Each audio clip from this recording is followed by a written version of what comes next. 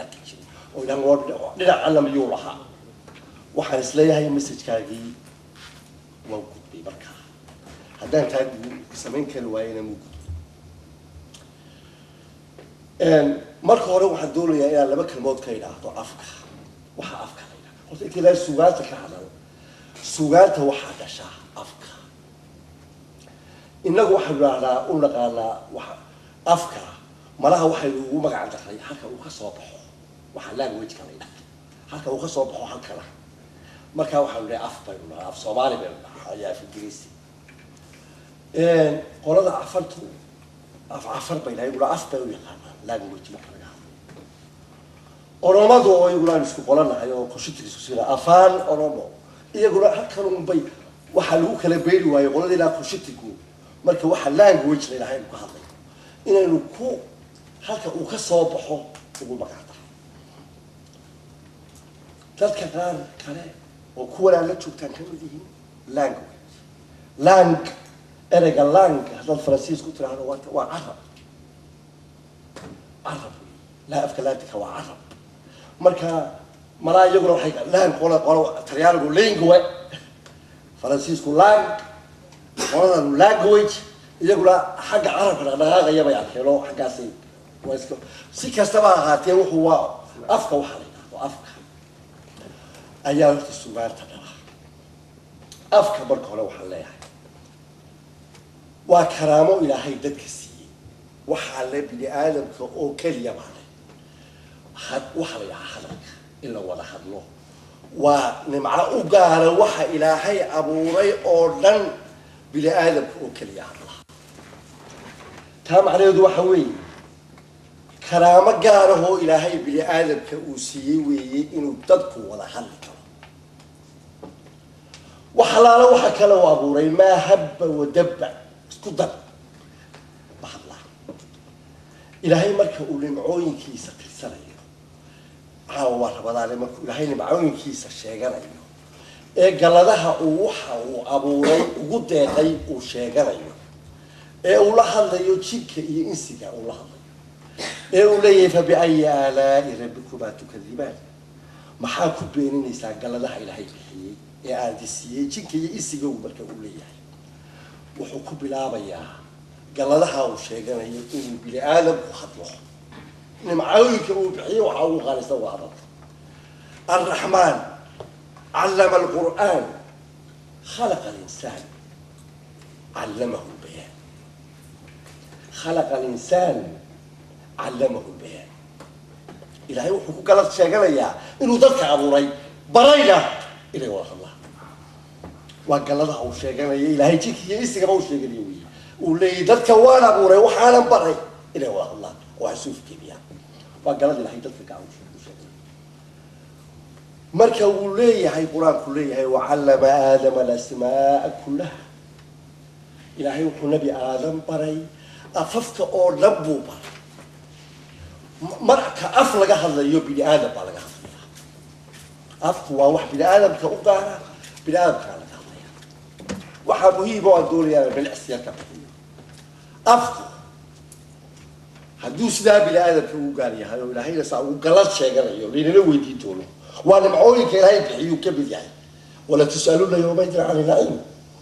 ولا لو يديتونه ولا معناها يدها إلى لو خلق إلهي نسي تمرها هي حورها هي لما حسابي ولا هي لما حساب طبعا ويا ما الله ويا أفكم كاية هيو بلاد أوكلي ليه محو أفكم خبتها أفكم محو خبتها جودها ومحو خبتها أفكم وكوميونيكيشن ويوتيليتي والقوة الله مر وريسرفواير كلتشرال ريسرفواير وأفكم وحقوق كيتن البحنمدي يا حضارتي بني آدم أو نبغى كيتن مر أفكو وقلب كالجو فكره بني آدم كغف استوي هرفر اليوم إمك هذا السلاح ذا فكر وحد كو فكري كتا أو كليئة فاكبول الرجاجة أنت كالموضوع انتقامه قف فاكبول الرجي صدافي كلام ما تشيرو فكرك ما كان فكريش إنجليزية الصومالية الهندية العربية حاصل فاكبول الرجاجة أنتوا لاقي هاي ayuubaa fikirkaagu la leeyahay marka waa instrument of thinking waa qalabka lagu fakiro qof kastoo inaga mid yahay ilmaha yari marka uu dhasho uu ubadka iyo inta uu xagabidyoolayo lugaha sidaa la leeyahay wuxuu urursanayaa erayuu urursanayaa wuu ina dhegaysanayaa erayuu urursanayaa ilmaha yari meesha uu joogo erayada laga hadlo urursanayaa intaa uu xagabidyoolayo saa ku eegayo vocabulary buu urursanayaa maalinta uu ugu horeysa ee vocabulary-gaasi uu utility geliyo ee uu isticmaalo ee kaalay iyo tag iyo soo seexo iyo bax uu garto markaasaa loo yidhahaa ilmuhu uu garaadsaday markaasaa xasuustaada halkaasi ka bilaabataa in allaale inta aad eraya lahayn ee aan enough vocabulary kugu filan aad samaysan ma fikirtid oo waa intaa ubadkaa tahay waa qalabka lagu fikiro afku dameerku wuxuu leeyahay zero vocabulary haddii laga tegi waayo malaakiin baad ku jirta cuntu yaqaan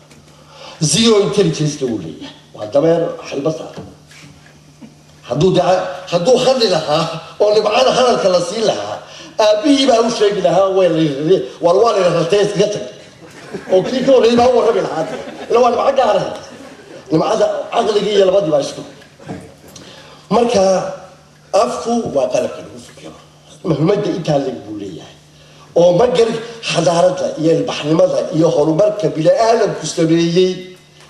wuxuu ku sameeyey because wuxuu leeyahay awoodda communicationka waxaynu sharaabaynaa wixii laga horreeyey xadaarada bini-aadamku waa labanka waa gidaarka qolaba qoladii ka dambaysa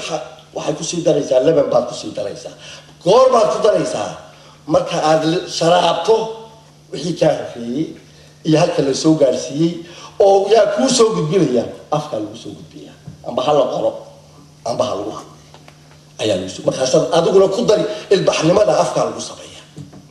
waxaa la yidhaha bini-aadamku yacni haddaan civilizationka uu sameeyey ee uu halkaa ku gaadhay horta qalabka hadalka maskax hadalka oo iyo caqligii wasna hadal iyo caqliba kala goona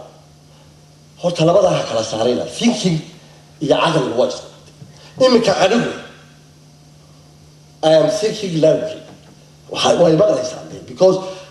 markan aynu fakirayno centralisaynu samaynayna halkaa ka baxo waa kaamaro halkaa tago meeshaa tago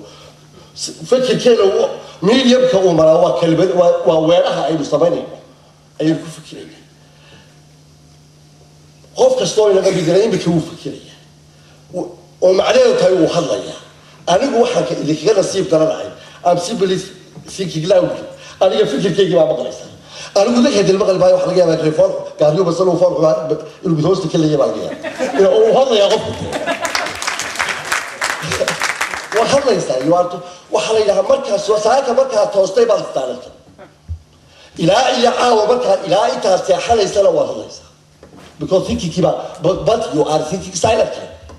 waa hadlaysaa hadalkaasina wuxuu kaa joogsadaa markaad seexanayso yaankamado waxaana istaarantaa ee waa mar aan ku maqlayna iyo mar aan ku maqlayn inta badan ku maqlayna marka aad noogu dayaqdo inaan kula wadaagno waxaad ka fikirayso ayuun baan ku maqlaynaa de hadal what you think loudly ayuun baan ku maqlaynaa laakiin se you are thinking centralisaan samay horta waa qalabkiina hor yaallay aan jecelahayno hadalkeena ka bilowno qiimaha uu leeyahay hadalku waa kaa sidaan ugu taraxtagi lahaa ugu taraxtagi maayo waxaan doonayaa inaan halkaa kaga gudbo hadalka oon hordhac uga dhiganayo sugaantu hadalka caynkaasa ee qiimaha leh afka qiimaha leh ayay haddii aw hadalku caala ahaan lahaa sugaantu waxay noqon lahayd labeentiisa hadalka sidaa u qiimaha leh ayay intiisa ugu quruxda badan tahay sugaantu waxa weeye hadalka sidaa u quruxda badan intiisa ugu sii quruxda badan wey ayaa la yidhaha sugaan inaan idaacadda maanta weydiinayo wuxuu yidhi sugaantu maxay u qaybsantay